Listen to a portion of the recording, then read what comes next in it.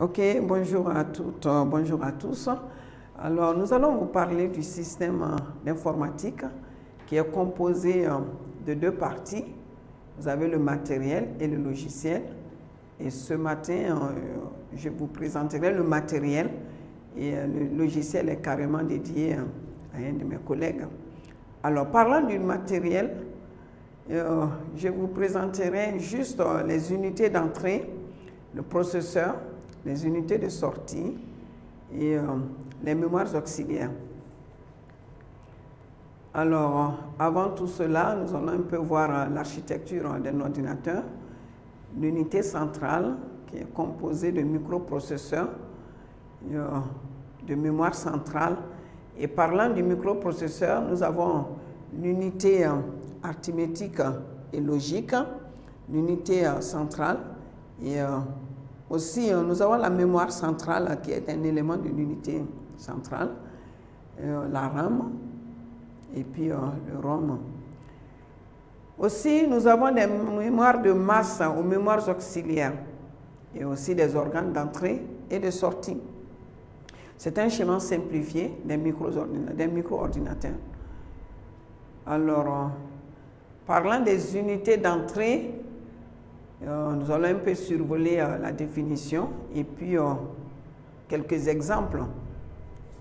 Ce sont des appareils permettant à l'utilisateur de rentrer les données dans l'ordinateur ou de lui donner des instructions. Comme exemple, je vous présente le clavier, la souris et puis le crayon optique qui, à l'heure actuelle, n'est pas utilisé. Et parlant du processeur, nous avons la mémoire. Alors, l'unité de contrôle et de calcul, l'unité arithmétique et logique, la mémoire centrale et les entrées-sorties que je vous ai présentées en amont. Alors, c'est le chef d'orchestre, la mémoire centrale, c'est le chef d'orchestre, le centre nerveux du système. Elle commande les autres unités, bien sûr, en leur donnant ce qu'elles doivent faire et elle contrôle leur bon fonctionnement.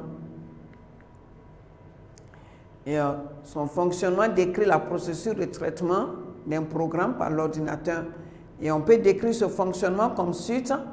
Et en premier lieu, il s'agit de l'extraction d'une instruction de la mémoire, l'interprétation de l'instruction pour savoir sa nature, et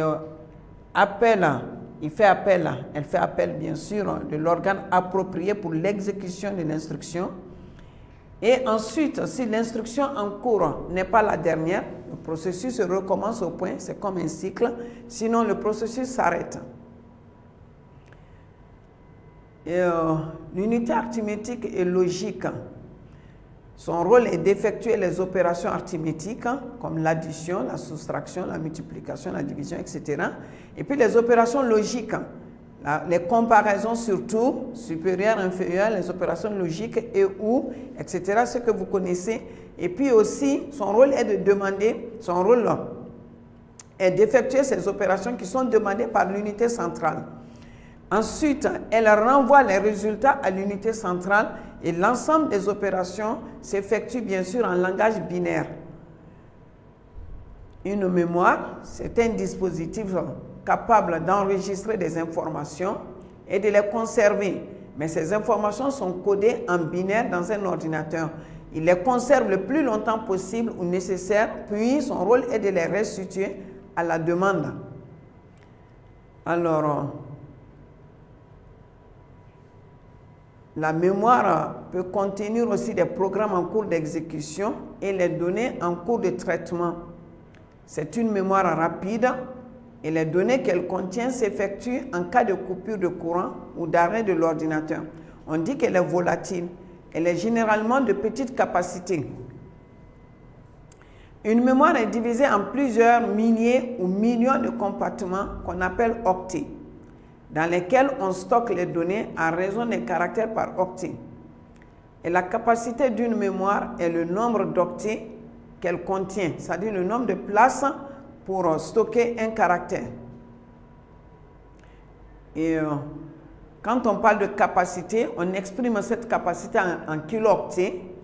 Le kilo-octet, c'est 1024 octets. Et un mégaoctet, 1024 kilo-octets. Et un gigaoctet, 1024 mégaoctets. Alors, si on doit calculer tout cela en termes de caractères, vous allez passer par les bits. Et si vous vous amusez à les calculer, multipliez juste 1024 mégaoctets par 1024 deux fois et puis vous multipliez par 8 pour avoir le nombre de bits. Alors, les unités de sortie, par définition, ce sont des appareils que l'unité centrale utilise pour afficher les résultats de ses traitements et les messages à destination de l'utilisateur.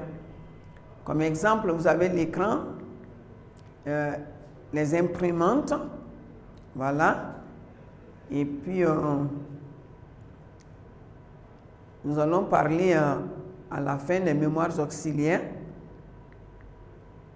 qui sont des mémoires de masse. Ce sont des dispositifs que l'unité centrale utilise pour stocker de gros volumes de données et les programmes qui ne sont pas en cours d'exécution. Comme exemple, vous avez le disque dur, vous avez la disquette, la bande magnétique, le CD-ROM et puis les clés USB que je vous présenterai ici. Et contrairement à la mémoire, elles ne sont pas volatiles, elles sont lentes et ont une grande capacité. Vous avez le disque dur ici, en schéma, la disquette, et voilà, la bande magnétique, et puis le CD-ROM, les clés USB. Voilà, merci de votre attention et merci beaucoup pour